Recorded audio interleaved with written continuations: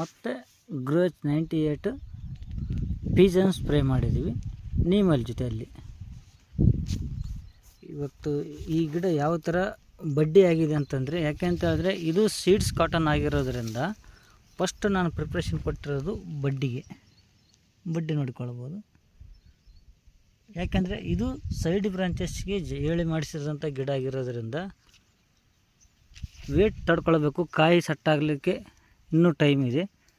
ಇದು ಸಿಂಗಲ್ ಗಿಡ ಆಗಿರೋದ್ರಿಂದ ಡಾಕ್ಟರ್ ಬೂಮ್ನ 3 ಟೈಮ್ ಕೊಟ್ಟಿದ್ದೀನಿ ನೋಡಿಕೊಳ್ಬೋದು. ಇದು ಸಿಂಗಲ್ ಗಿಡ ಮತ್ತು ಇದನ್ನು ಸಿಂಗಲ್ ಗಿಡನೇ ನೋಡಿಕೊಳ್ಬೋದು ಯಾವ ಥರ ಸೈಡ್ ಬ್ರಾಂಚ್ ಆಗಿದೆ. ಒಂದು ಸಲ ಬೂಸ್ಟ್ರ್ ಕೊಟ್ಟಿದ್ದೀನಿ ಇದರಲ್ಲಿ ಡಾಕ್ಟರ್ ಬೂಮಲ್ಲಿ, ಎಕರೆಗೆ 2 ಚೀಲ ಕೊಟ್ಟಿದ್ದೀನಿ. 2 ಪ್ರೋ ಬೂಸ್ಟ್ರನ್ನ 2 ಎಕರೆಗೆ ಕೊಟ್ಟಿದ್ದೀನಿ.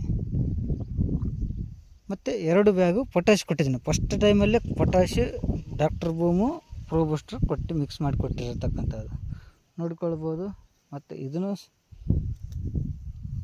ಸಿಂಗಲ್ ಗಿಡ, ಇದನ್ನು ಸಿಂಗಲ್ ಗಿಡ. ಅಂದರೆ ಸಖತ್ತಾಗಿ ಸೈಡ್ ಬ್ರಾಂಚಸ್ಗಳು ಬಂದಿದೆ. ಇದು ಸೀಡ್ಸ್ ಕಾಟನ್ ಆಗಿರೋದ್ರಿಂದ ನೋಡ್ಕೊಳ್ಬೋದು.